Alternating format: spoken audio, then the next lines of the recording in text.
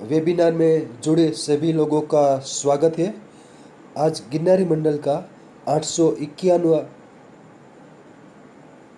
Webinar है। Webinar number 851, 851 webinar है। आज के वक्ता है वडोदरा से श्री संजय भाई त्रिवेदी साहब, जो आज शक्ति एवं प्रकृति सिद्धांत विवेचना के बारे में वक्तव्य देंगे। श्री संजय भाई त्रिवेदी साहब से अनुरोध है कि वो अपना वक्तव्य अब शुरू कर सकते हैं। नमस्कार साहब, जय धन्वंतरी। गिरनारी मंडल के सभी सदस्य और तज्ञों को मेरा नमस्कार। इतलिया साहब और सभी सदस्यों ने शक्ति के इस पर्व पर यह ज्ञान यज्ञ करने का मुझे अवसर दिया, इसलिए सबका धन्यवाद। आरंभ हम देवी की स्तुति से करते हैं।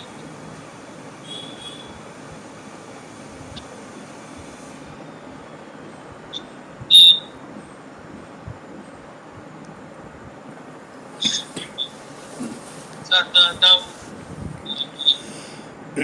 नमः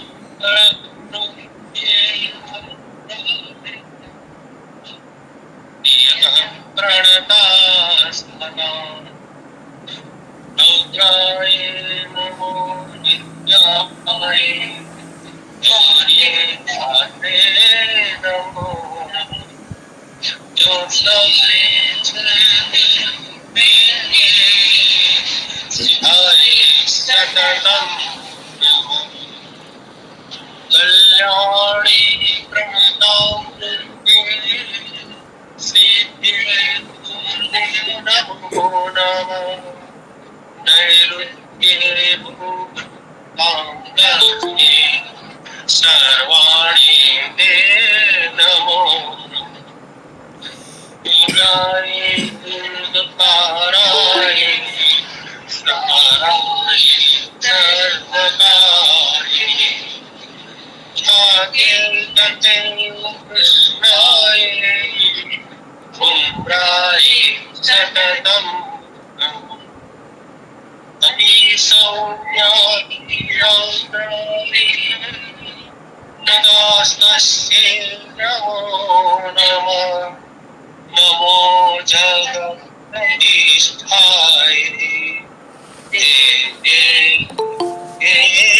नमो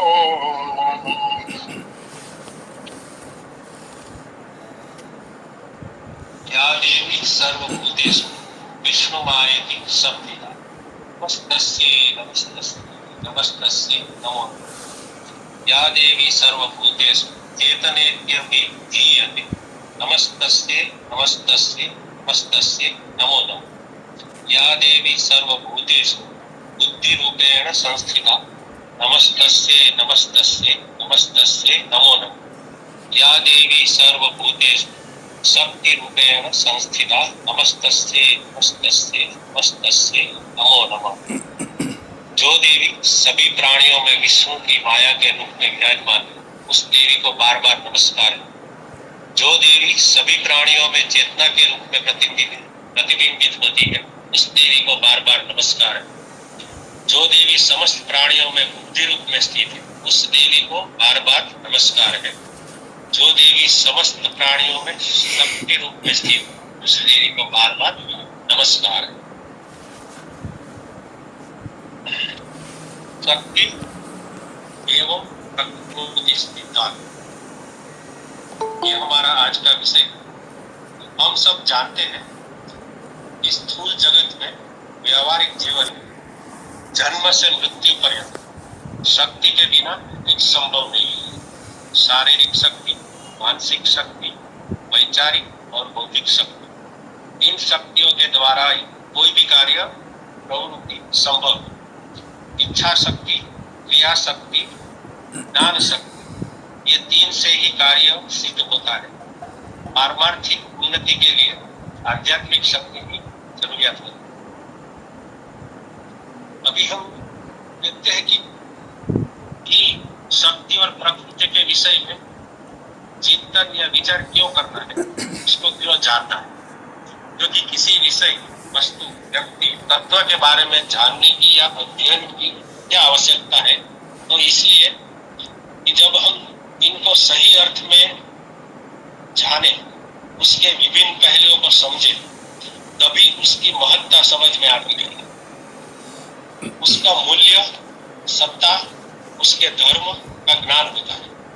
उसके प्रति रुचि का भाव पैदा होता है। उसमें भी परम तत्व तो अति सूक्ष्म है, इसलिए उसका चिंतन हमें उसकी सर्वज्ञता, सामर्थ्य, सत्ता, सर्वोच्चता से अवगत कराता, और तभी उसमें श्रद्धा पैदा होती। ये जो श्रद्धा शब्द है, उसका अर्थ है श्रद्धते इति श्रद्धा।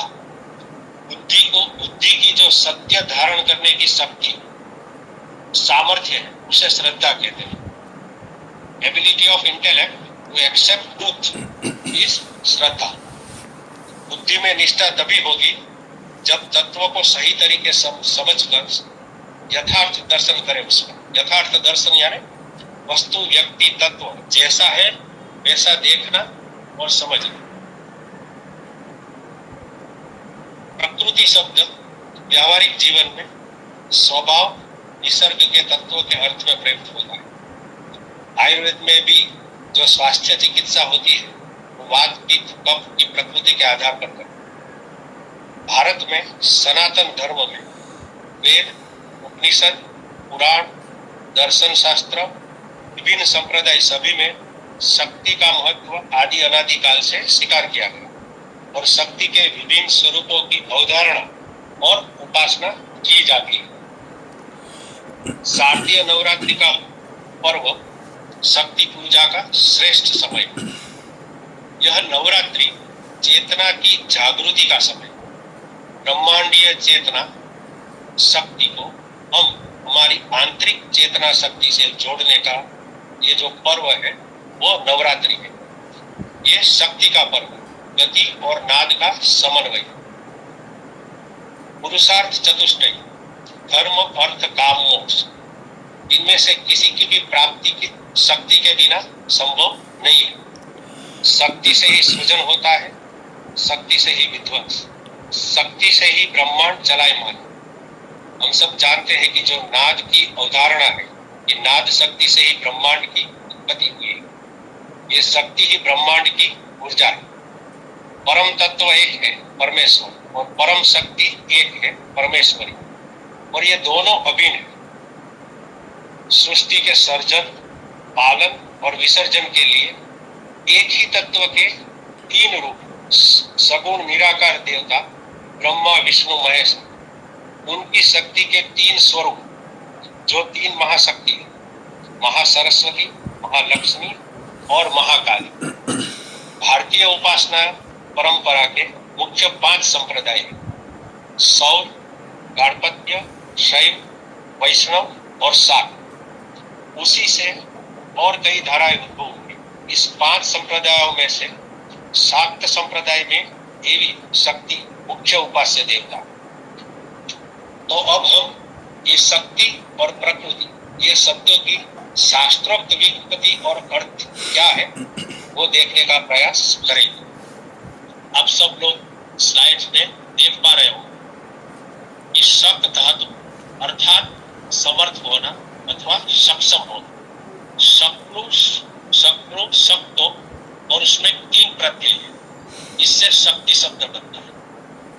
अमरकोश में कहा है द्रविणम तरह सहोबल शौर्याण स्थाम सुष्मं च शक्ति ही पराक्रम प्राणो विक्रमस्त्व शक्तिता। इसमें शक्ति के सब पर्यायवाची शब्द है। सामर्थ्य, सामर्थ्यम, द्रविणम, बलम, शौर्यम, पराक्रम, प्राण, ऊर्जा। तो ये सारे शक्ति के पर्यायवाची शब्द। यह सर्वम जगत कर्तुम शक्नोति स शक्ति, मतलब ये जगत को जो निर्माण करने की जो शक्ति का निर्माण होता है वो इसी शक्ति से होता है। और शक्ति का और एक अर्थ है देवी भागवत में, उसमें कहा है ऐश्वर्य वचन शक्ति पराक्रम एवच तत्स्वरूपा तयोर्द्रात्री सा शक्ति परिकीर्तिता। शक्ति में जो स्व शब्द है ऐश्वर्य का तथा की है वो पराक्रम का वाच्य है, जो उनके स्वरूप वाली है तथा इनको प्रदान करने वाली है, उस देवी को शक्ति कहा जाता है। ज्ञानम समृद्धि संपत्ति सस्तेव बल भगः तेन शक्ति भगवती भगरूपा च सा सदा।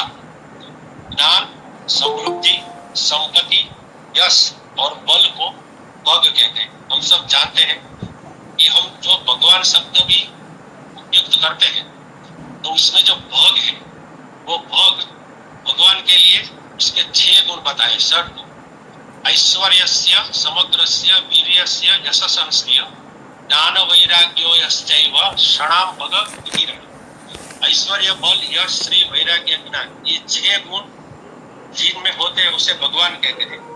और ये जो देवी पुराण है उसमें कहा है कि ज्ञान, समृद्धि, संपत्ति, यश और बल को भग कहते हैं, और उन गुणों से सदा संपन्न रहने के कारण ही शक्ति को भगवती कहते हैं तथा वे सदा भग रूपा है। तो ये शक्ति का शास्त्रोक्त अर्थ हुआ। अब हम प्रकृति शब्द के बारे में ये जानते हैं। प्रकृति, तो प्र मतलब पहले, उसका अर्थ है पहले, प्रथम अथवा मुख्य, और कृ तो करना अथवा सृजन। प्रकृति जो सृजन का पहला आयाम है। प्रकृति किसी वस्तु अथवा ब्रह्मांड के मूल पदार्थ को संदर्भित करते हैं। सांख्य दर्शन में जो उत्पत्ति की प्रक्रिया है उसमें पहले प्रकृति है और पुरुष है। वो जो प्रकृति है अव्यक्त रूप में, उसी में से ये पूरी सृष्टि का सर्जन हुआ है। श्वेताश्वतर उपनिषद में कहा है, मायां तु प्रकृति विद्यान्वायिनं च महेश्वरं तस्यावयव भूतेस्तु व्याप्तम सर्वमिदं जगत्। माया को प्रकृति की शक्ति जानो तथा माया के अधीश्वर को महेश्वर समझो। उसी महेश्वर के अवयव रूप संभूतियों से यह समस्त जगत व्याप्त है। तो वेदांत में जिसको माया कहा है उसी को सांख्य में प्रकृति कहा है। ये माया और प्रकृति दोनों अलग अलग दर्शन में एक ही विषय के, एक ही वस्तु के 2 नाम है। सत्व रजस तमसाम साम्यावस्था प्रकृति। सांख्य दर्शन में जो प्रकृति की अवधारणा है वो त्रिगुणात्मक है। वो हम जानते हैं, सत्व रजस तमस, ये 3 गुण युक्त जो है वो प्रकृति है। और वह क्या है? मूल पदार्थ है, और वही सृष्टि का उपादान कारण है जिससे संपूर्ण ब्रह्मांड की उत्पत्ति होती है। जब तीनों गुण साम्य अवस्था में होते हैं तब प्रकृति अव्यक्त या अग्नेय होती है, और जब उसमें पुरुष के संसर्ग से स्पंदन होता है, गुणों की साम्य अवस्था में से वो अवस्था में विपरीत अवस्था आती है, तभी यह सृष्टि का सर्जन होता है और सबसे पहले महत्तत्व उत्पन्न होता है। वो सांख्य दर्शन की सर्ग प्रक्रिया में हम नहीं जाएंगे क्योंकि आज हमारा विषय नहीं है, लेकिन ये जो प्रकृति है उसी से यह सृष्टि की उत्पत्ति होती है। और वेदांत में भी कहा है कि ब्रह्म ने जो सृष्टि का सर्जन किया उसमें ब्रह्म को अभिन्न निमित्त उपादान कारण कहा है, लेकिन वो माया शक्ति जो ब्रह्म की शक्ति है उसके सिवा संभव नहीं है। देवी भागवत पुराण में प्रकृति में बारे में यही कहा है कि जो सृष्टि रचने में समर्थ हो उसे प्रकृति कहते हैं। वहां प्रकृष्ट मतलब उत्कृष्ट और कृति मतलब सृष्टि। सृजसी जननी देवा विष्णु रुद्राज मुख्यान तैहि स्थिति लय जननम कार्य सेक रूपा। એટલે ये जो सृष्टि की उत्पत्ति, स्थिति और लय उसका जो कारण है वो क्या है? प्रकृति है। उससे ही सृजन होता है और उसी में ये जगत का लय होता है। वो प्रकृति, वहां पे प्रकृति में जो 3 शब्द है प्र, कृ और ति, वो प्र शब्द है वो सत्व गुण, कृ है वो मध्यम रजोगुण, और ति शब्द है वो तमोगुण में प्रयोग है। अभी ये शक्ति की आवश्यकता क्या है? सामान्य व्यवहार में और जीवन में तो हम समझते हैं कि शक्ति की ही सभी कार्य और प्रवृत्ति के लिए आवश्यकता है, लेकिन शास्त्रों में, ब्रह्मांड की उत्पत्ति में, अध्यात्म में शक्ति की आवश्यकता क्या है वो हम देखने का प्रयास करते हैं। यहाँ उपनिषद में, वेदांत में प्रतिपाद्य सच्चिदानंद स्वरूप निर्विशेष ब्रह्म जगत का अभिन्न निमित्त उपादान कारण है, ऐसा कहा है। निमित्त कारण मतलब जिससे होता है, जो उत्पन्न करता है। उपादान मतलब मटेरियल। एक दृष्टांत लेते हैं कि जैसे कुम्हार घड़ा बनाता है तो घड़े के लिए मिट्टी है वो उपादान कारण है और कुम्हार है वो निमित्त कारण है। वेदांत ऐसा कहता है कि ये निमित्त और उपादान कारण दोनों ब्रह्म है और वो अभिन्न है, मतलब वो उससे अलग नहीं है, वो अभिन्न कारण है ये ब्रह्म। और फिर ऐसा भी कहा है कि ब्रह्म है वो निर्गुण, निराकार, निरंजन है। तो प्रश्न ये होता है कि सृष्टि का सर्जन कैसे कर सकते हैं, क्योंकि सर्जन के लिए, जगत कारण बनने के लिए विकार हेतुभूत गुणात्मकता, देश काल परिच्छेद का भाव, सहकार्य कारण का साहचर्य और पुण्य पाप रागादि का भाव, इन सब की आवश्यकता होती है, जो ब्रह्म के जो लक्षण बताए उसमें नहीं है। तो प्रश्न ये है कि तो सृष्टि उत्पन्न कैसे होती। और सांख्य दर्शन में भी पुरुष और प्रकृति, ये जो दो तत्व है पहले, उसमें पुरुष को चेतन तो कहा है लेकिन निष्क्रिय कहा, और प्रकृति को जड़ कहा है लेकिन सक्रिय कहा है। विष्णु पुराण में भी मैत्रेय यही प्रश्न करते हैं पराशर ऋषि से। क्या कहते हैं? निर्गुणस्य प्रमेयस्य शुद्धस्याप्य मलात्मनः कथम सर्गादि कर्तृत्व ब्रह्मणोऽभ्युपगम्यते। मतलब ये जो निर्गुण ब्रह्म है, बराबर, उससे उत्पत्ति कैसे संभव है? तो पराशर ऋषि उसके उत्तर में कहते हैं, सत्य सर्व भावनामान चित्य ज्ञान गोचराः यतो तो ब्रह्मणास्तास्तु सर्गाद्या भावशक्तयः भवन्ति तपतां श्रेष्ठ पावकस्य यथोषण।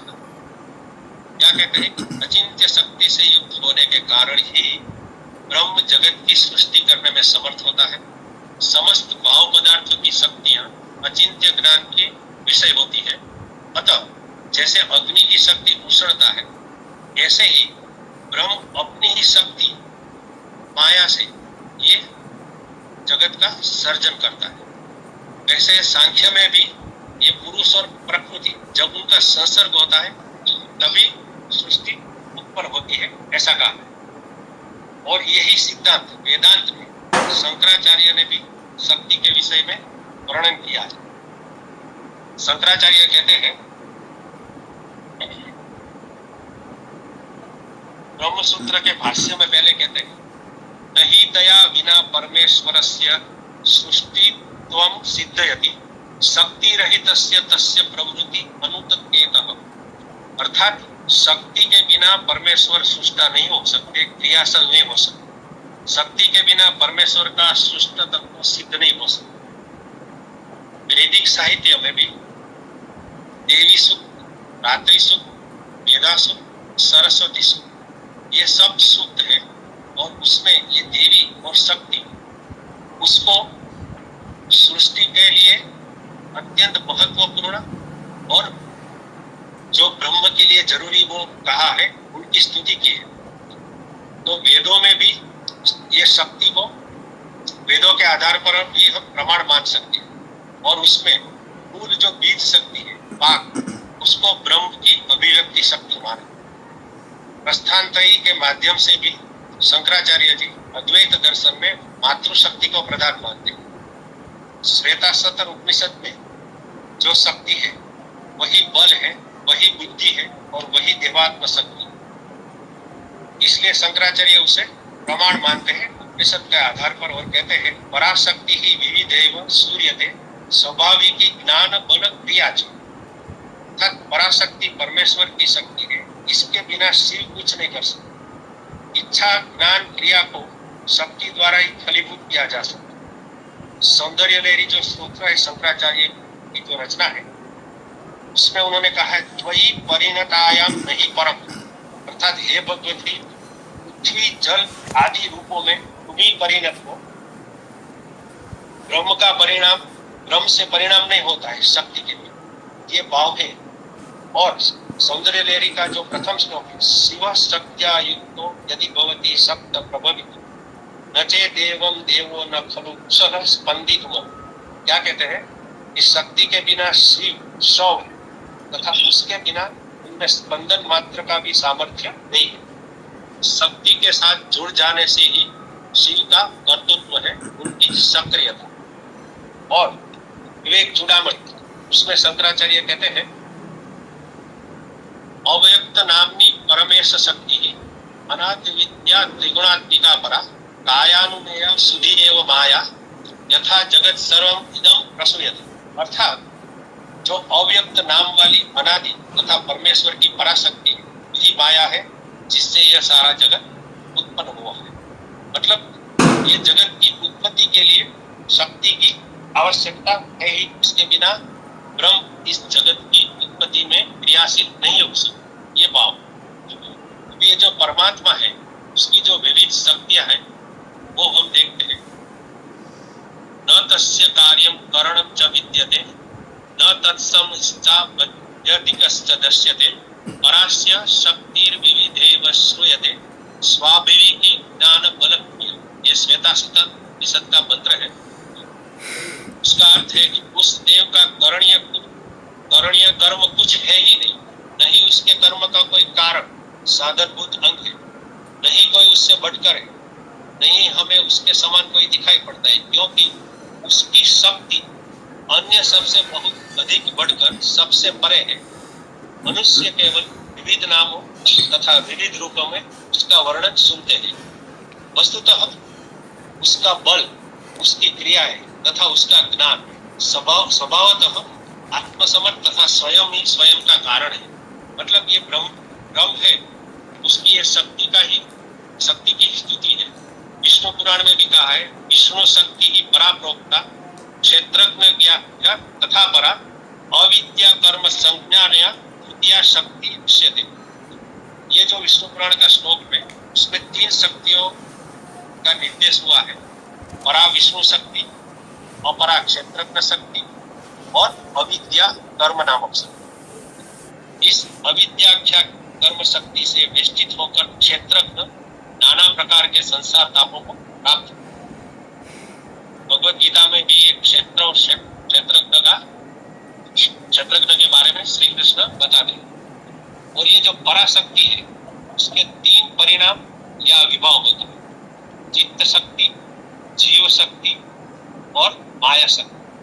और विभिन्न शास्त्रों में शक्ति शब्द को विभिन्न अर्थों में प्रयुक्त किया गया। हम आगे भी ये शक्ति अलग अलग शास्त्रों में किस तरह से अलग अलग शास्त्रों में उसका निर्देश वो देखेंगे। आगम शास्त्रों में इसे पराशक्ति कहा गया है, जो सत चित आनंद स्वरूपा ब्रह्म है। मतलब ये जो ब्रह्म की शक्ति है, सत चित आनंद, ये भी चित्त भी शक्ति है। ये सत मतलब अस्तित्व, वो पराशक्ति। उपनिषदों तथा पुराणों में इसी शक्ति को महादेवी, भगवती, ईश्वरी तथा मूल प्रकृति, पार्वती, त्रिपुर सुंदरी, राधा, सीता आदि नामों से जाना गया है। ये जो शक्ति के विविध स्वरूप है वो उसमें से एक माया है। जो शक्ति है वो ईश्वर की कल्पित माया है, जो उसकी इच्छा से सब काम करने वाली और सृष्टि रचना करने वाली मानी जाती है। और वो कैसी है? अनंत रूपा और अनंत सामर्थ्य संपन्न। और यही शक्ति ये जगत रूप में अभिव्यक्त होती और प्रलय काल में समग्र चराचर जगत को अपने में विलीन करके अव्यक्त रूप से स्थित रहती है। मतलब ये जो शक्ति है, ये जब प्रलय काल होता है तो ये पूरा ब्रह्मांड है वो उसमें लीन हो जाता है और अव्यक्त रूप में स्थित रहता है। और फिर से जब सर्ग प्रक्रिया चालू होती है तो फिर से ये ब्रह्मांड की अभिव्यक्ति होती है। तो ये अभिव्यक्ति और अनभिव्यक्ति ये महाकाल के चक्र में चलती रहती है। भगवान श्री कृष्ण गीता में जो योग माया शक्ति कहते हैं वो यही है, जो व्यक्त और अव्यक्त दोनों ही रूप में होते हैं। निर्विशेष शुद्ध तत्व जिसे हम ब्रह्म कहते हैं वो संपूर्ण ब्रह्मांड का आधार है। उसी ब्रह्म को पुष्प दृष्टि से चित्त और स्त्रीत्व दृष्टि से चित्ती कहते हैं। तो ये जो चित्ती शब्द है वो शुद्ध चेतन, उसकी शक्ति यानी चित्ती, मतलब शुद्ध चेतन और शुद्ध चेती, शुद्ध चित्ती, ये एक ही तत्व के 2 नाम है, जो परम तत्व है, तो हम चैतन्य कहते हैं, उसकी जो चैतन्य शक्ति है वो चित्ती है। तो माया में प्रतिबिंबित उस तत्व की जब पुरुष रूप में उपासना की जाती है तो वो ईश्वर है, शिव है अथवा भगवान है। और जब स्त्री रूप में उपासना की जाती है तो वो ईश्वरी, दुर्गा, पार्वती, भगवती कहते हैं।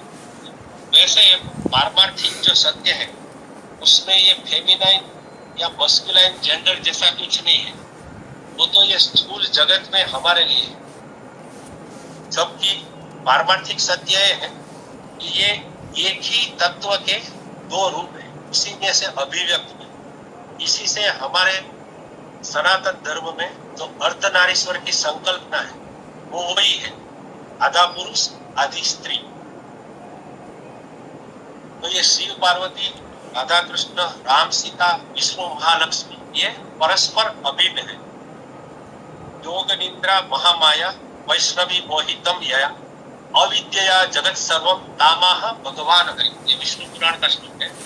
क्या कहा है कि योग निद्रा माया, महामाया, वैष्णवी, अविद्या इत्यादि नाम से कही जाने वाली परमात्मा की यह शक्ति समस्त जगत को मोहित करने का सामर्थ्य है। परंतु ये जो शक्ति है वो परमात्मा को मोहित नहीं कर सकती, क्योंकि जैसे माया है वो अपने मायावी को जाल में नहीं फंसा सकती, ऐसे ही परमात्मा की खुद की शक्ति है वो इस ब्रह्मांड में जीवों को मोहित करती है, लेकिन परमात्मा को मोहित नहीं कर सकती। और ये शक्ति जो जगत कारण बनती है उसमें निर्गुण, निष्क्रिय, निराकार और निरंजन परमात्मा, उनके जो तीन स्वरूप है ब्रह्मा, विष्णु, महेश, वो जो त्रिगुणात्मक प्रकृति है रजस, सत्व और तमस, तो ब्रह्मा है वो सृष्टि का सर्जन करते हैं, तो सर्जन करने के लिए रजस तत्व, और उसकी स्थिति जो विष्णु के द्वारा सत्व तत्व, और उसका जो लय होता है प्रलय के समय वो तमस है, वो रुद्र है। और उनकी जो शक्ति है ब्रह्मा की शक्ति है वो महासरस्वती, जो हम ये जो बीजाक्षर बीज मंत्र है महासरस्वती का एम, विष्णु की जो शक्ति है महालक्ष्मी उसका रिंग है, और महाकाली का क्लीन। और जो ये शक्ति है उसका अधिष्ठान परमात्मा है, आधार के बिना आधे नहीं रह सकते। तो शक्ति का जो आधार है वो परमात्मा है। परमात्मा यानी शक्ति, वो अपनी इच्छा शक्ति, क्रिया शक्ति और ज्ञान शक्ति, ये शक्ति के बिना कुछ नहीं कर सकते। अभी भगवती शक्ति जो हम कहते हैं वो उसके चार अर्थ हम देखते हैं।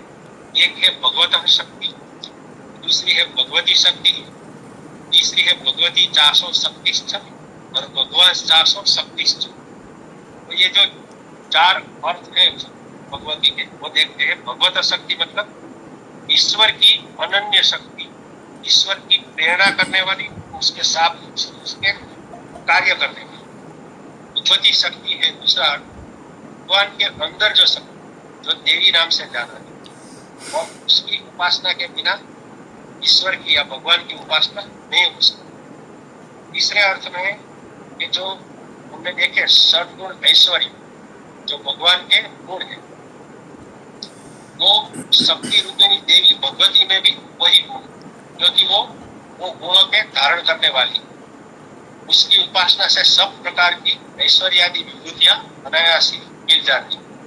और चौथा है कि भगवान और भगवती, शक्तिमान और शक्ति, उसमें भेद नहीं है, ऐक्य है।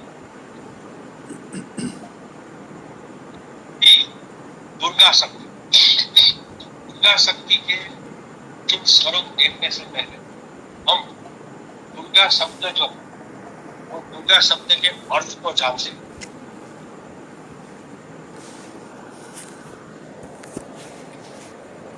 चलित अर्थ ये है सामान्यतः कि दुर्ग मतलब किला। तो जो अभेद्य है, अजय है, जिसको पार करना कठिन है, उसको दुर्ग कहते हैं। और ये दुर्ग शब्द से दुर्गा मतलब दुर्गा जो शक्ति है उसे प्राप्त करना कठिन है, उसकी उपासना भी करना कठिन है।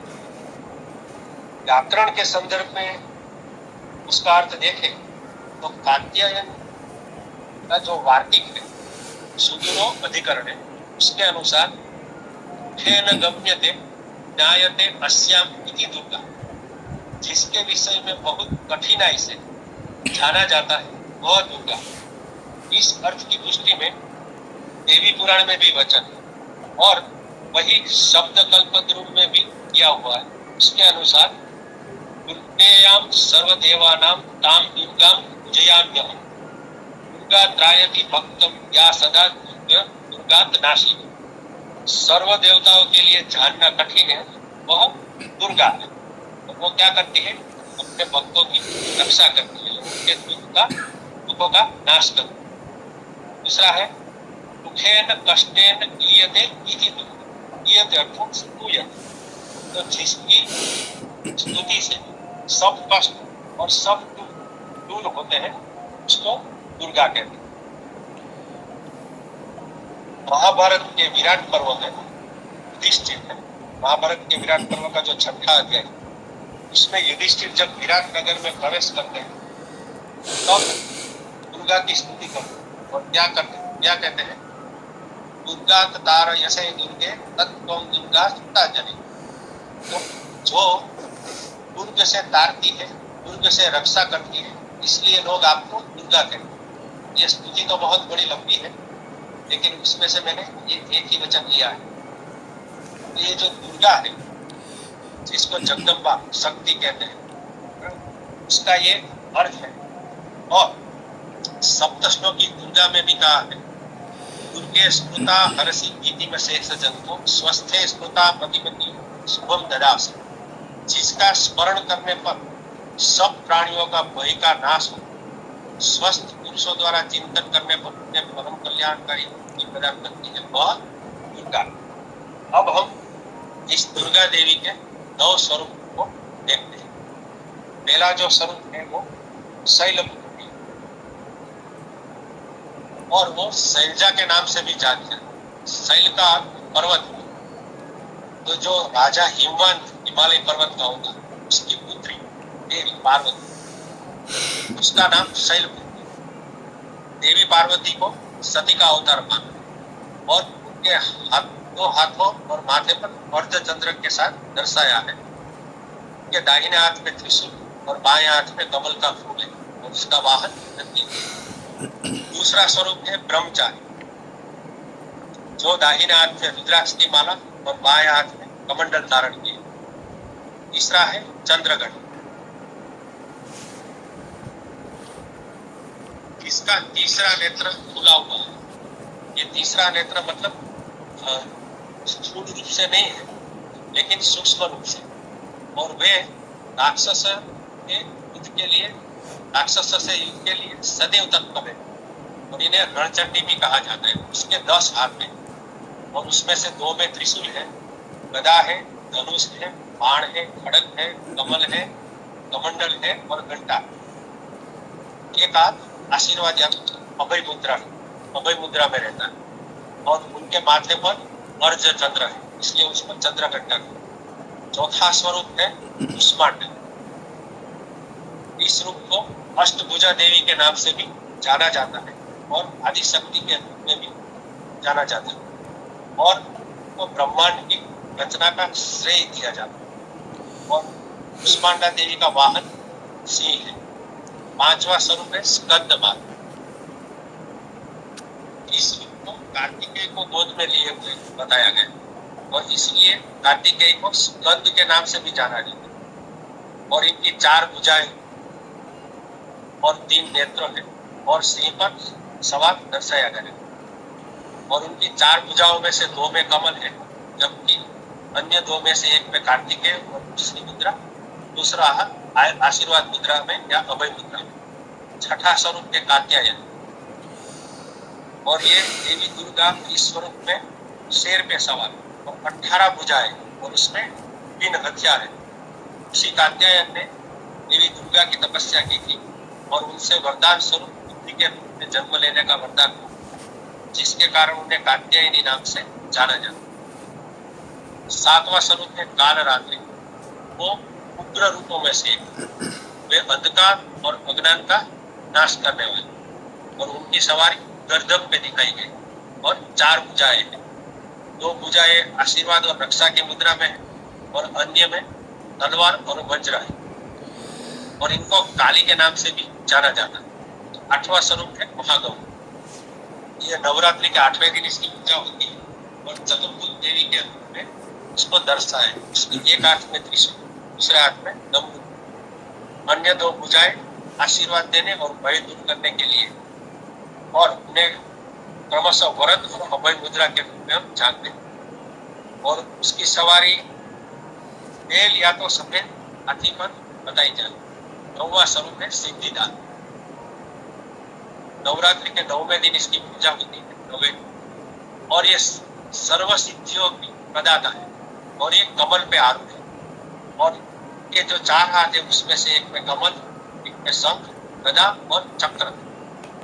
ये जो हमने 9 स्वरूप देखे पौराणिक ग्रंथों के आधार पर है और सामान्यतः प्रचलित। अभी हम इसका तात्विक अर्थ देंगे।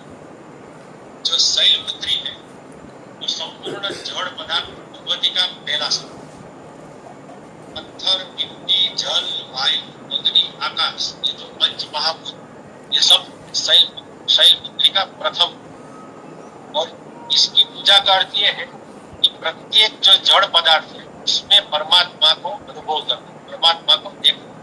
हम जानते हैं कि ये जो समस्त जो दृश्यमान जगत है उसमें जड़ चैतन्य है, वो जो भी है वो ब्रह्म परमात्मा की ही अभिव्यक्ति है। ये जो शैलपुत्री की पूजा है वो ये जो जड़ पदार्थ है उसमें परमात्मा को अनुभव करने के लिए की जानी चाहिए। दूसरा जो रूप है ब्रह्मचारी, वो ये जो ज्ञान का प्रस्फुरण होता है, चेतना का जो संचार है, वो उसके रूप का ही प्रादुर्भाव। तो जड़ चेतन का जो संयोग और प्रत्येक जो अंकुरण है चेतन का, उसमें उसको देखना, यानी कि ब्रह्मचारिणी की उपासना करना।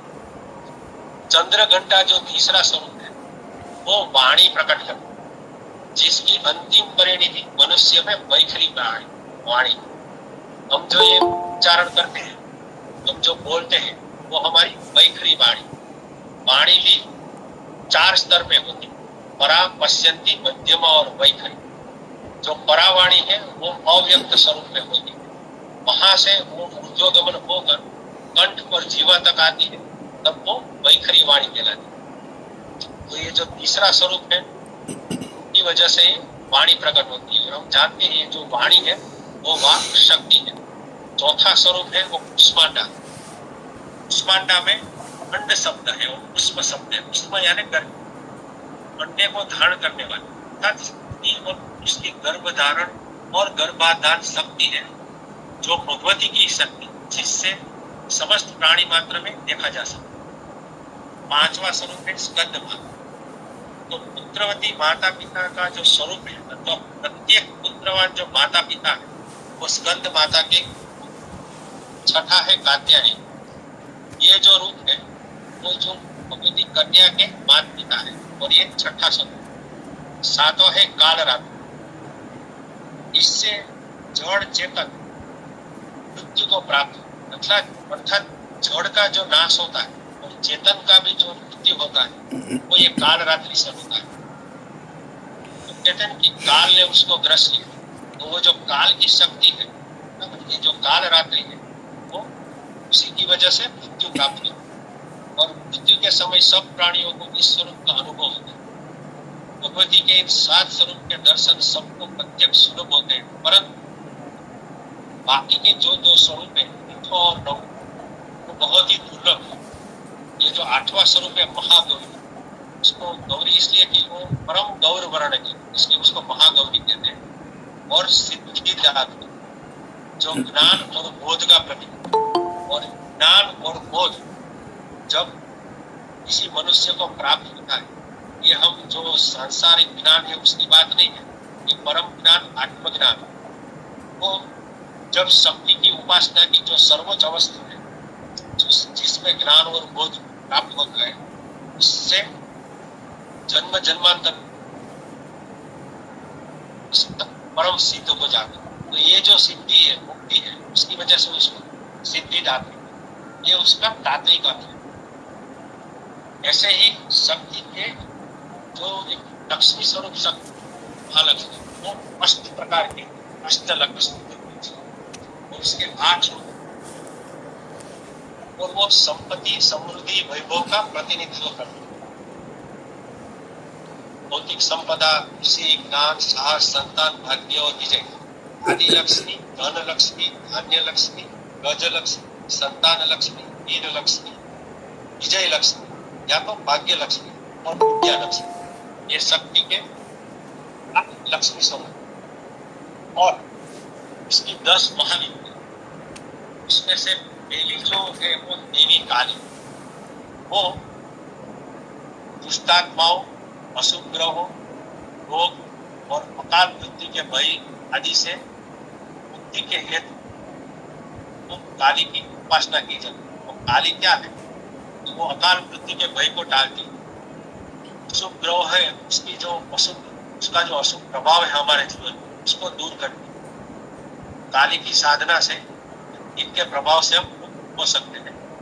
और उसका जो मूल मंत्र है वो ओम त्रिंग त्रिंग त्रिंग ओम ओम ह्रीं ह्रीं दक्षिणे कालिका त्रिंग त्रिंग त्रिंग ओम ओम ह्रीं ह्रीं स्वाहा।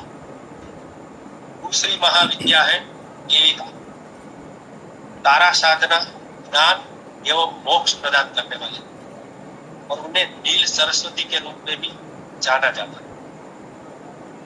बौद्ध धर्म में भी तारा की उपासना की जाती है।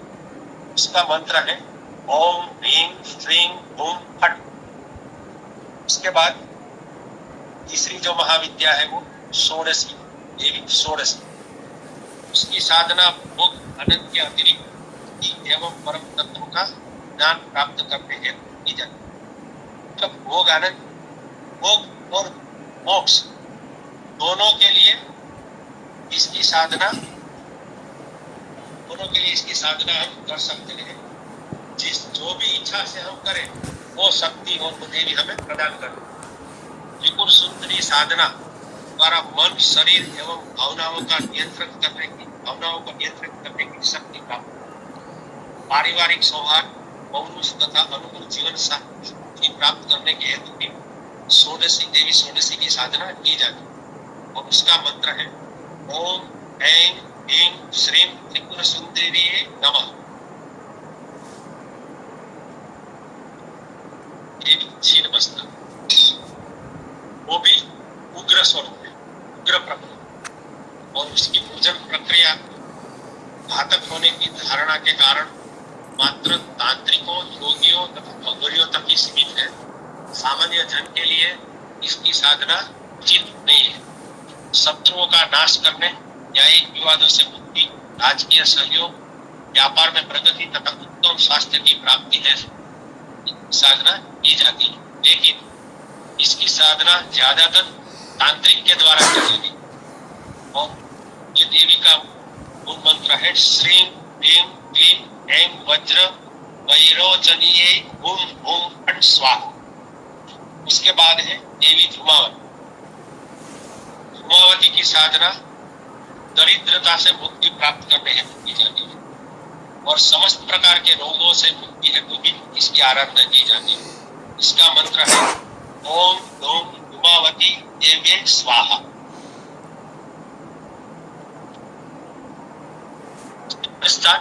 देवी बगलामुखी। बगलामुखी साधना शत्रु को स्तंभित एवं परास्त करने हेतु की जाती है। न्यायिक विवादों में विजय के लिए भी और समस्त प्रक्रिया की प्रतियोगिता में सफलता प्राप्त करने हेतु भी इसकी पूजा आराधना की जाती है। इसका मंत्र है ओम ह्रीं बगलामुखी देव्यै ह्रीं ओम नमः। उसके बाद देवी माता की, वो पारलौकिक शक्तियों की प्राप्ति हेतु की जाती है, और शत्रुओं पर विजय, आकर्षण, विभिन्न कलाओं में दक्षता तथा परम ज्ञान की प्राप्ति हेतु भी इसकी साधना की जाती है। और उसका मंत्र है ओम ह्रीं ऐं भगवती पतंगेश्वरी श्रीं स्वाहा। उसके पश्चात देवी का बना धन एवं समृद्धि प्राप्त करने के लिए इसकी साधना की जाती है। ओम ह्रीं अष्ट महालक्ष्मी नमः, ये उसका मंत्र है। अभी ये शक्ति के हम सात संप्रदाय, जो सात संप्रदाय वो मुख्य रूप से शक्ति का संप्रदाय, शक्ति की उपासना है। तो सात संप्रदाय में शक्ति के बारे में जो अवधारणा है उसको देखने का प्रयत्न करते हैं। उसमें शक्ति सर्वोच्च देवता है और सृष्टि की निर्मात्री, पालक और संहारक शक्ति देवी को ही माना। ये जो सात परंपरा है वो सिंधु घाटी से जुड़ी हुई है और उसमें तीन स्वरूप और उसकी उपासना का, एक है कल्याणकारी स्वरूप जो शिव की शक्ति या तो शिव की भक्ति के रूप में कहा है, जैसे शिवा, उमा, पार्वती, महेश्वरी, रुद्राणी, भवानी आदि रूपों का। दूसरा स्वरूप है उग्र स्वरूप, जया, विजया, काली, चामुंडा, कराली, महिषासुरमर्दिनी, महाकाली, दुर्गा आदि उग्र रूप। वैसे दुर्गा दोनों रूपों में, उग्र रूप में भी उपासना की जाती है उसकी और कल्याणकारी स्वरूप में। जिस इच्छा से और जिस भाव से दुर्गा की उपासना करते हैं ऐसा फल वो प्रदान करते हैं। तीसरा रूप है काम प्रदान, आनंद भैरवी, त्रिपुर सुंदरी, ललिता, महाभैरवी आदि नामों से शाक्त दर्शन में उसका उल्लेख है। और बौद्ध धर्म में तारा के स्वरूप में और जैन धर्म में पद्मावती के स्वरूप। और शाक्त मत में रहस्यमय कुंडलिनी शक्ति जो कि संपूर्ण ब्रह्मांड में व्याप्त और देह में भी सुषुप्त अवस्था में, उसे मंत्र योग साधना से जागृत कर सकते हैं, ऐसा शाक्त तंत्र में उपासना का उल्लेख है। और शाक्त संप्रदाय में तंत्र शास्त्र का अधिक महत्व। ये जो तंत्र शास्त्र है उसको सामान्यतः व्यवहार में या तो ऐसी प्रचलित मान्यता है कि वो कोई तंत्र शास्त्र ऐसा शास्त्र है कि जिसमें वो ब्लैक मैजिक, लेकिन यहाँ तंत्र शास्त्र ये अर्थ में नहीं है। तंत्र मानी एक जो हम मंत्र, तंत्र और यंत्र ये जो कहते हैं उसमें जो तंत्र है वो पूरा एक सिस्टम, उपासना की एक पद्धति है, उसको तंत्र कहते हैं। और हर एक देवी के एक तंत्र भी होते हैं, देव वो जो उसका तंत्र है वो संदर्भ में हमको लेना चाहिए।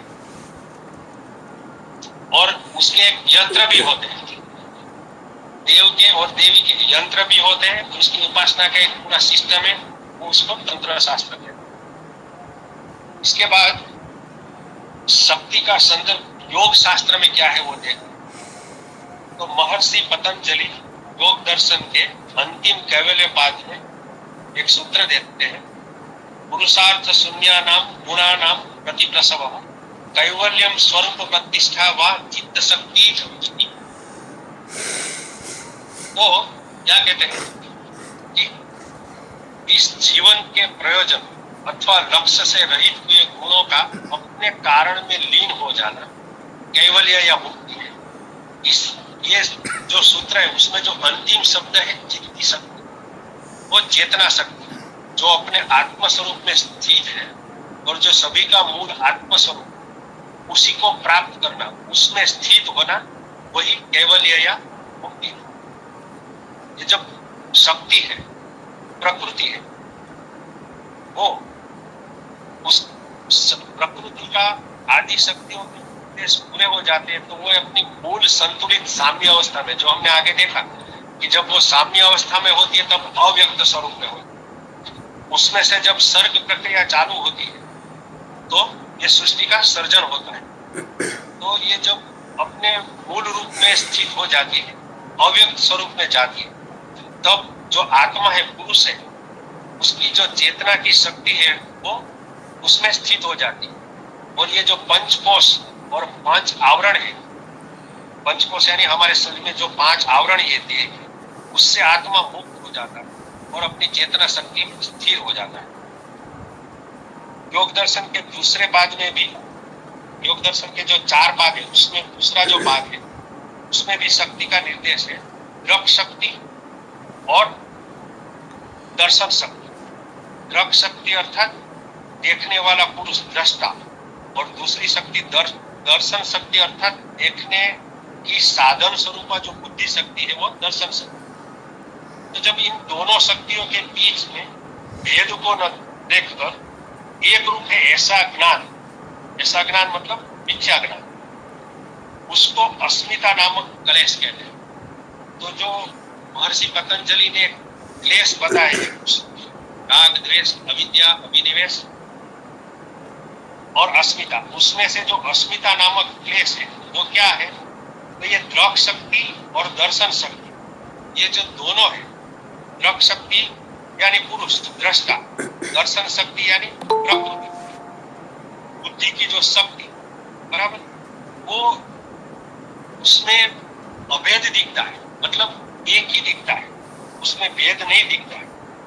जब योग साधना करते हैं और पुरुष के मूल स्वरूप की प्राप्ति होती है, तब उसमें हमें भेद दिखता है।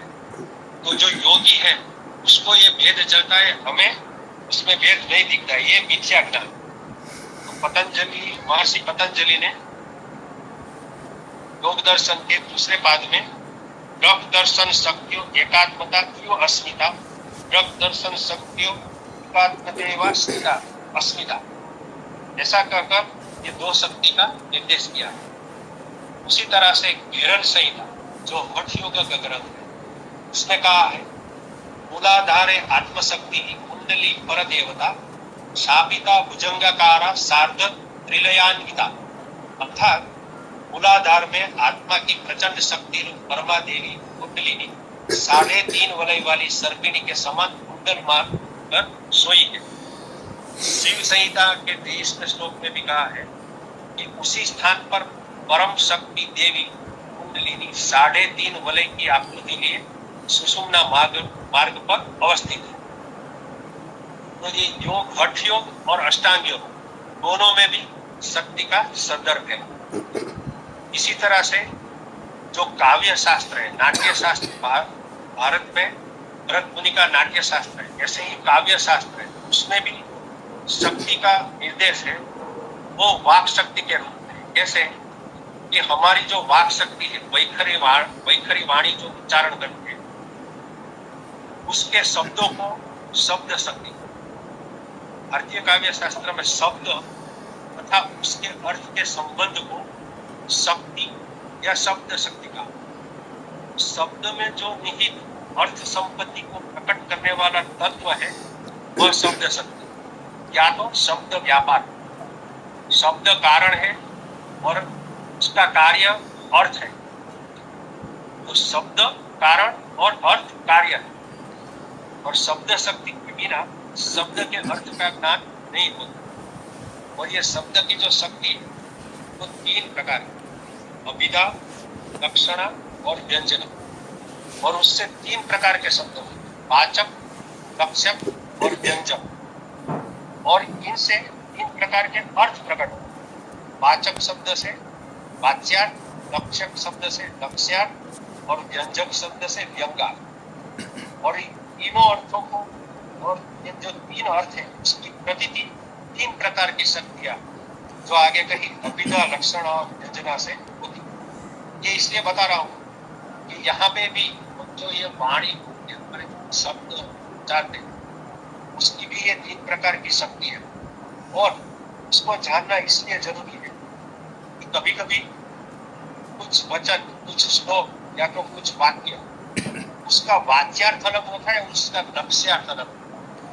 तो गीता में भी ऐसे श्लोक है कि जिसमें वाच्यार्थ और लक्ष्यार्थ अलग अलग है। तो आगे एक श्लोक आएगा, उसमें मैं आपको बताऊंगा। तो टाइम 10-15 मिनट चालू रखिए।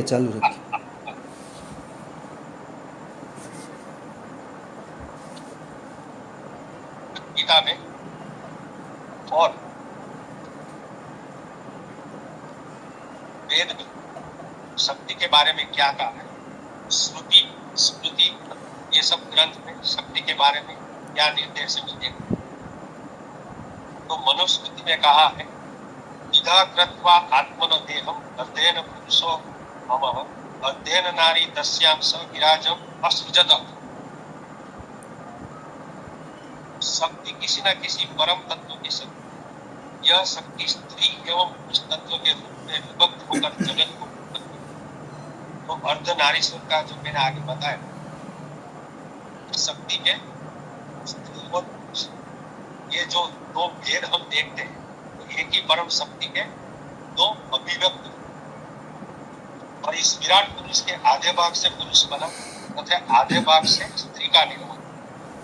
अर्ध नारीश्वर का जो अवतार है शिव और शिवा, वो समान स्तर पर, ऐसा मनुस्मृति की जो मंत्र दृष्टा ऋषि का है, वाक अमृणी, जो ऋषि अमृण की उसमें सत्य चित सुखात्मक परमात्मा से तादात्म्य प्राप्त की अव्यक्त उद्वेग की महिमा को प्रस्तुत किया है। और वेद में कहा है वाग्देवी ने, अहम रुद्रे भी वसु भी स चरा भी, अहम आदित्य सत्य देवे है, अहम मित्रा वरुणो का मतलब अहम इंद्रा अहम विश्व कहती है कि ब्रह्म जिस महिमा के द्वारा अपने को व्यक्त करना, उसे वाक कहा जाता है। आत्मा इस वाक के द्वारा अव्यक्त से अभिव्यक्त होता है, और जिस वाणी से हम बोलते हैं वह शब्दार्थ में स्थूल वाक है, और सूक्ष्म वाक शक्ति का व्यक्तित्व मंत्र द्वारा उसी का कहती है कि मैं देवी शक्ति पुत्रों, वसुओं, आदित्यों और विश्व देवों के साथ विचरती, मैं मित्र और वरुण दोनों को धारण करती, मैं इंद्राग्नि और अश्विनों युगलों को धारण करती। तो ऋग्वेद में भी हम वहां से वेदों में से हम शक्ति की अवधारणा को प्राप्त होती है, उपनिषदों में भी होती है, स्मृति में भी होती है। इसी तरह से भगवद गीता में श्री कृष्ण 7वें अध्याय के 4वें श्लोक में कहते हैं, मिरापो नलो वायु खम मनो गिरेवच अहंकार में भिन्न प्रकृति रष्टता। मतलब पृथ्वी, जल, अग्नि, वायु, आकाश, मन, बुद्धि और अहंकार, ये 8 प्रकार से विभाजित शक्ति मेरी प्रकृति है, और यह 8 प्रकार के भेदों वाली अपरा अर्थात मेरी जड़ प्रकृति।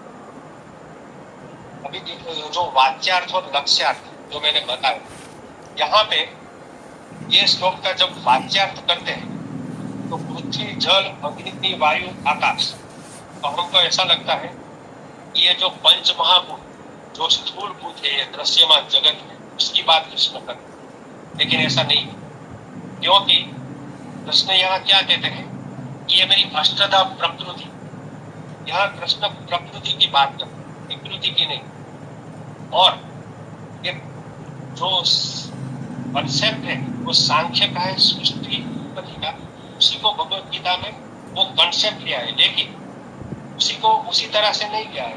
ये जो जल, अग्नि, वायु, आकाश श्री कृष्ण यहाँ कहते हैं, वो ये दृश्यमान जगत की उत्पत्ति होने के पहले की जो स्थिति है, सूक्ष्म रूप में तन मात्रा के, हम जानते हैं कि पृथ्वी, जल, अग्नि, वायु, आकाश है, तो जो शब्द, स्पर्श, रूप, रस, गंध, वो जो उसकी तन मात्रा है वो सूक्ष्म है। तो कृष्ण यहाँ प्रकृति की बात करते हैं, इसलिए उनका कहने का लक्ष्यार्थ या तो इसका तात्पर्य अर्थ ये है कि ये जो प्रकृति है वो सूक्ष्म रूप से है, स्थूल रूप से नहीं। ज्यादातर इस श्लोक का अर्थ ऐसे लिया जाता है, ये जो स्थूल पंच महाभूत है, ये जो पंचभूत का शरीर बना है, उसको श्लोक प्रकृति कहते हैं। लेकिन समझना ये है कि एक्चुअली वो प्रकृति नहीं है। सांख्य में जो 16 तत्व आखिर में है, 5 ज्ञानेन्द्रिय, 5 कर्मेंद्रिय, पंच महाभूत यानी कि स्थूल भूत और मन, ये जो 16 तत्व है वो विकृति है, वो प्रकृति नहीं है। तो हम ये समझ सकते हैं कि कृष्ण वो विकृति की बात नहीं करते, वो प्रकृति की बात करते। इसीलिए ये जो काव्य शास्त्र में हमने देखा, इस शब्दों की जो शक्ति होती है उसको हमको जानना है कि यहाँ क्या संदर्भ है। यहाँ वाच्यार्थ लेना है या वाच्यार्थ और लक्ष्यार्थ एक ही है या वाच्यार्थ और लक्ष्यार्थ अलग अलग? तो श्री कृष्ण वैसे यहाँ शक्ति की ही बात करते हैं और उसके बाद श्री कृष्ण दूसरे श्लोक में कहते हैं अपरेय मितस्त्वन्याम प्रकृति विद्धि में परा जीवभूता महाभाव भेदम धारयते जगत। हे अर्जुन, मेरी एक परा प्रकृति भी है जिससे यह संपूर्ण जगत धारण किया जाता है। जीव रूपा परा प्रकृति को चेतना जाता है। देवी भागवत पुराण भी कहता है कि शक्ति की जो कल्पना है वो आद्य शक्ति के रूप में और वह ब्रह्मा में सृजनात्मक सिद्धांत के रूप में, विश्व में पोषक शक्ति के रूप में तथा शिव में विध्वंसक संहारक शक्ति के रूप में निवास करती। यह आद्य शक्ति सर्वत्र व्याप्त है तथा इस प्रतिभासिक जगत की समस्त वस्तुओं का विध्वंस भी करती है। देवी मूल रूप में अव्यक्त है तथा इसके तीन रूप महालक्ष्मी, महाकाली, महासरस्वती प्रकृति के तीनों गुण सत्व, रजस और तमस को प्रकट करते। तो श्रुति, स्मृति, पुराण, भगवत गीता, योग दर्शन हर एक ग्रंथ में शक्ति की उपासना, महिमा, उसके विभिन्न स्वरूप उसको दर्शाया है। मैंने आज जो ये वक्तव्य मैं दे रहा हूं उसके लिए मैंने जो संदर्भ दिए वो श्रुति, स्मृति, पुराण और योग दर्शन का लिया है। और डॉक्टर जानकी शरण आचार्य जो सोमनाथ यूनिवर्सिटी के प्रोफेसर, उनका भी संदर्भ साहित्य, वो हम जो मास्टर ऑफ आर्ट्स कर रहे थे स्टडीज, उनका एक शक्ति और प्रकृति के सिद्धांत पर लेक्चर था, उसमें से भी मैंने रेफरेंस लिए हैं। और भारदेव जी की एक पुस्तक है जगदम्बा उपासना, उससे भी रेफरेंस लिया है। तो मैं इन दोनों का आभार व्यक्त करके मेरी वाणी को परमात्मा के चरणों में समर्पित करता हूं। शुक्रिया, आभार श्री संजय भाई त्रिवेदी साहब ने आज शक्ति एवं प्रकृति सिद्धांत के बारे में विस्तृत माहिती प्रदान की है। नव दुर्गा के बारे में भी माहिती प्रदान की है, 10 महाविद्या के बारे में भी जानकारी प्रदान की है। अब वैद्य श्री विनोद भाई ठक्कर साहब से अनुरोध है कि 2 शब्द कहे। ठक्कर साहब। नमस्कार, जय धन्वंतरी। आज नवरात्रि के 9 दिनों का, शारदीय नवरात्रि के 9 दिन चल रहे हैं और महाशक्ति की उपासना के दिन है। और उसमें संजय भाई ने आज जो शक्ति पे इतना विस्तृत शास्त्रोक्त जो ज्ञान अपने को प्रदान किया, मैं संजय साहब से उसके लिए वो शब्दों से कैसे मैं नवाज सकूं ये प्रश्न है, लेकिन मैं बहुत प्रभावित रहा और उनका आभार दर्शन कर रहा हूं। मैं गीता का बहुत ही अच्छे से मैंने मनन चिंतन करा है और संजय साहब ने भी आज 2 बात बहुत बताई, बहुत दिल से बताई और शास्त्रों से जोड़ के, वेद से लेके वेद, उपनिषद, पुराण सबका संदर्भ दे के बताया। आज जेंडर पे मेल फीमेल, लेकिन शास्त्रों में पुरुष और प्रकृति 2 शब्द, स्त्री शब्द नहीं, कहीं पे भी स्त्री शब्द नहीं है। हालांकि शक्ति रूप है स्त्री का, शक्ति रूप है स्त्री का, लेकिन शक्ति स्वरूप बता के प्रकृति का अंश, प्रकृति की जवाबदारी ये शक्ति द्वारा सृष्टि के संचालन में ईश्वर ने, उन्होंने बताया माया शक्ति का स्वरूप है, और ये माया जो है, एक आदमी अगर लकवाग्रस्त है, हालांकि उसमें चेतन है लेकिन उसकी कार्य शक्ति नहीं है, तो ये जो कार्य शक्ति जो बताई है वो ईश्वर ने शक्ति स्वरूप प्रकृति की उपासना करने वालों को शक्ति प्रदान करने के लिए ये माध्यम बनाया। और दूसरी बात, एक बहुत, मैं कुछ ऐसी बात कहूंगा जो आपको शायद पसंद आए नहीं आए, लेकिन बहुत गहन, यानी गीता का बहुत गहन अभ्यास करने के बाद मुझे दो बातें जो ध्यान में आई। 11वां अध्याय विश्वरूप दर्शन, उसमें 32वां श्लोक आप देख लेना। कालो अस्मि, भगवान ने काल मैं हूं, लेकिन जो अभी बताया वो काल स्वयं नहीं करते, वो शक्ति का स्वरूप आगे करके काल को, यानी शक्ति को वो काल की जिम्मेदारी दी है। और वहां उन्होंने ये भी बताया है कि वहां मैं लाचार हूं, क्योंकि ये मैंने अपने अंश से ये शक्ति जो सृष्टि संचालन में जो मैंने यानी जवाबदारी पूर्ण सबको दी है, जो विविध स्वरूप को, उसको उसमें मैं कुछ नहीं कर सकता। तभी उसने बताया, कालो अस्मि बताया, लेकिन उन्होंने ये भी कहा कि वहां मैं लाचार हूं, जो शक्ति कर सकती है वहां मैं हस्तक्षेप नहीं कर सकता, ये उनका कहने का मतलब। और दूसरी बात मैं बताऊं कि आज एक प्रकृति, स्त्री का रूप प्रकृति का है।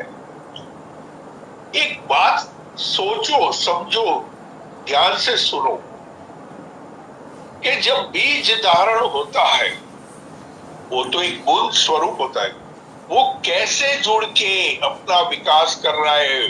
तो ये अंदरूनी आंतरिक शक्ति जो स्त्री शक्ति में जो ईश्वर ने दी है, वो अपना कार्यभार संभाल रही है। ये सृष्टि का संचालन का सबसे उम्दा रहस्य मैं आपको बता रहा हूं।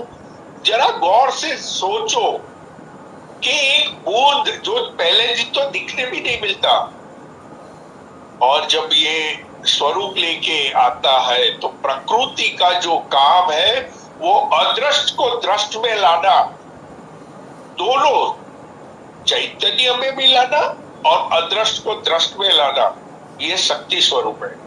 इसीलिए शक्ति की आराधना प्रधान बताई है। और शक्ति जो है वो आज कोई भी अपने को प्राप्ति करनी है, चाहे